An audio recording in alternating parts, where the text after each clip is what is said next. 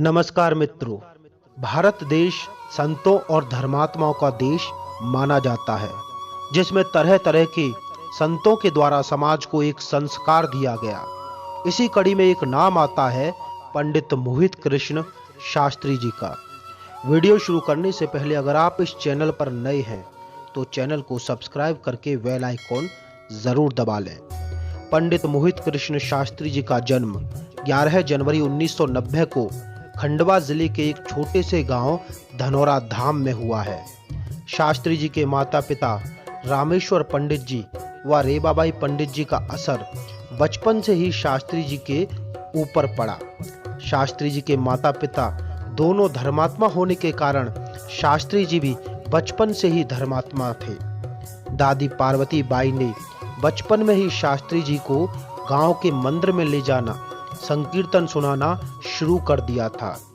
स्कूली शिक्षा शास्त्री जी ने अपने गांव से ही शुरू की तथा 10वीं के बाद शास्त्री जी ने खंडवा से 12वीं तक की पढ़ाई करके आगे की पढ़ाई पूरी करने के लिए श्री धाम वृंदावन में आ गए और यहीं वृंदावन में रहकर पढ़ाई करते हुए भगवान का भजन करने लगे। जब शास्त्री जी की पढ़ाई पूरी हो गई तब शास्त्री जी ने घर खर्च चलाने के लिए एक छोटी सी नौकरी शुरू कर दी। एक बार बहुत सालों के बाद शास्त्री जी वृंदावन से अपने गांव पहुंचे। गांव पहुंचते ही शास्त्री जी का मन बहुत उदास हो गया। देखा कि सब लोग नास्तिक हो गए हैं। गांव का मंदिर ऐसा ही पड़ा हुआ है, कोई मंदिर में आता जाता नहीं। किसी को भगवान श्री बालकृष्ण के बारे में पता ही नहीं। बस तभी से शास्त्री जी ने बीड़ा उठा लिया भगवत प्रचार का। नौकरी को छोड़कर शास्त्री जी लग गए श्रीमद् भागवत कथा का प्रचार करने। अपने ही गांव में सर्वप्रथम 2013 में श्रीमद् भागवत कथा लोगों को सुनाई तथा कथा का चमत्कार ऐसा हुआ कि लोगों की भीड़ गांव के मंदिर में होने लगी। लोग सद्मार्ग पर चलने लगे। शास्त्री जी भी भगवत प्रचार में इतने लीन हो गए कि गांव से बाहर जा जाकर लोगों को श्रीमद् भागवत कथा सुनाने लगे।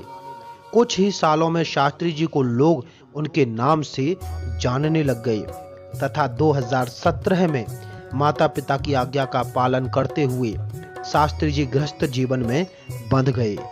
शास्त्री जी का विवाह श्रीमती काजल किशोरी जी के साथ संपन्न हुआ। विवाह के पश्चात शास्त्री जी सनातन धर्म का प्रचार करने के लिए खूब जोरों शोरों से लग गए। अब तक शास्त्री जी ने 550 श्रीमद् भागवत कथा पूर्ण करके पूरे देश में सनातन धर्म का झंडा गाड़ दिया है। कुछ ही सालों के पश्चात शास्त्री जी के घर एक पुत्र रत्न की प्राप्ति हुई, जिसका कि शास्त्री जी ने नाम प्रणव रखा।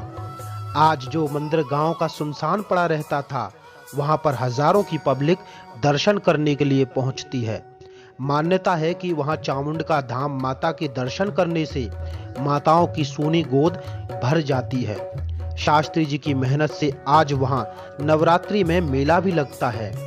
आज भी शास्त्री जी सनातन धर्म का प्रचार प्रसार करने में लगे हुए हैं।